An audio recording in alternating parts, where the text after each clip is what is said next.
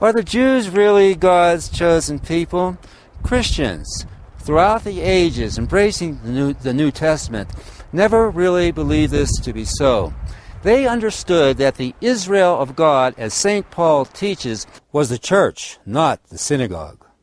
It wasn't until the early 1900s, when the Scofield Reference Bible was published, that a new idea infiltrated Christian thinking regarding the Jews, and thus was perpetrated the myth of the chosen people.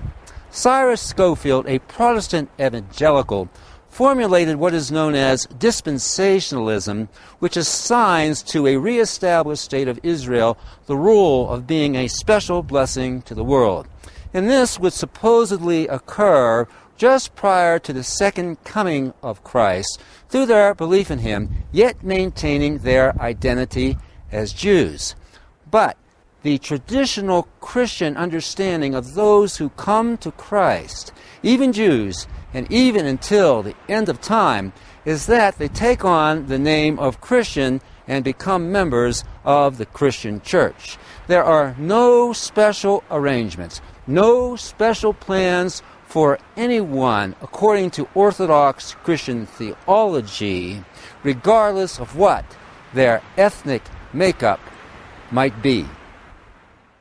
The Orthodox Church, of which I am a member, and by the way, I grew up in Judaism, follows the teaching of Christ that Jews who reject him as the Messiah are of their father the devil, a liar and murderer from the beginning.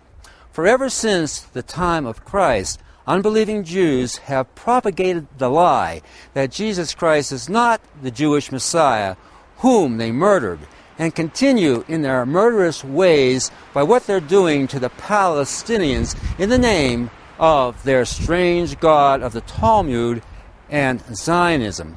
This, in a nutshell, shows and confirms the truth of Christ's words, that indeed unbelieving Jews follow in the footsteps of the devil, imitating as true sons his lies and murderous ways.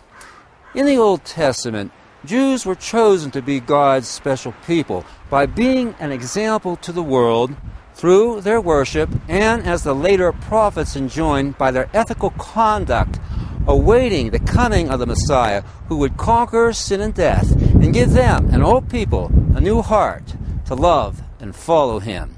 But with the Jewish filth coming out of Hollywood, the unprincipled conduct of Jewish Wall Street bankers who have fleeced the American people, and the immoral behavior of the Israelis, which, by the way, most Jews support, these are clear demonstrations that the former chosenness of the Jews has been forfeited. The true chosen people of today are those who have made a choice to show their belief in God through their imitation of Jesus Christ, having made a decision to embrace, love, and serve him.